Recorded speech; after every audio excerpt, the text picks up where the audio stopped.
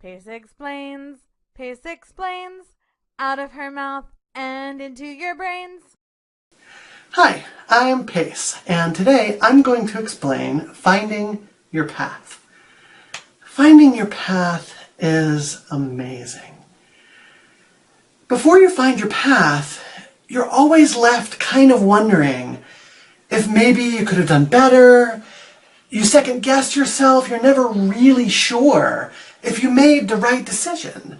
But once you do find your path, and you know that everything you do is aligned with your heart, then you've got clarity, you've got confidence. Everything that you do, you know, is actually on your path. And that really does change everything. It leads you to a wild, crazy, meaningful life. It's wild because your heart is going to lead you to some interesting places. It's crazy. Well, I mean, people think that it's crazy. Other people will say that you're crazy when you start following your heart because it's just not done. You know, people follow the rules and they do what's expected of them, and they don't really do what they're meant to do. And it's meaningful because once you find your path, then everything that you do feels in resonance with your own meaning. Now, I don't think that there is like one true purpose for each human being. I'm certainly not for all people. But I do think that everyone does have a calling.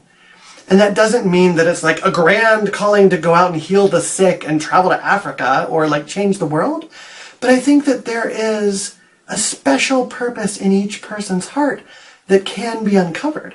And most people can't tell that at all because we live in a culture of conformity. And no one listens to their heart. It's just not done. That's, crazy. Going back to the whole wild, crazy, meaningful thing. But once you do start following your heart, once you do start walking on your path, then everything takes on its own meaning. But a path is not some kind of map that tells you where you're going to go. I've been saying wild, crazy, meaningful a lot for a reason, and wild is word number one on that. Your path doesn't always take you where you want to go, but it does always take you where you need to go. So enough about how awesome it is to find your path. How do you actually do it? Well, I'm glad you asked. You follow your heart. Woo! That's great, right? No, I'll tell you how to actually follow your heart. So I have developed a technique that I call the heart compass technique. And I'll teach you the basics. So first of all, you center yourself using whatever kind of spiritual practice you use to get in touch with your heart. And then you close your eyes and you place your hand on your heart. And whatever it is that you're trying to decide about, you place that into your hand and you bring it close to your heart. And then you notice how your heart responds. If it is a yes, if it's something that is in the highest good, then your heart will feel warm or expansive. I'll find myself physically leaning toward my hand, the thing that's in my hand. If it's a no, then I will physically lean backwards. My heart will feel cool or contracted. And the first time I tried this, I didn't really notice anything, but with practice, it is possible. It is possible to feel a clear yes or a clear no in your heart whenever you're trying to decide what to do. And if you start doing this about everything, then your path ends up being a bunch of little bitty steps that you take in your life, and then you look around behind you and say, whoa, here's my path. And at that point, you can boldly state your life's calling without any doubt in your mind or in your heart.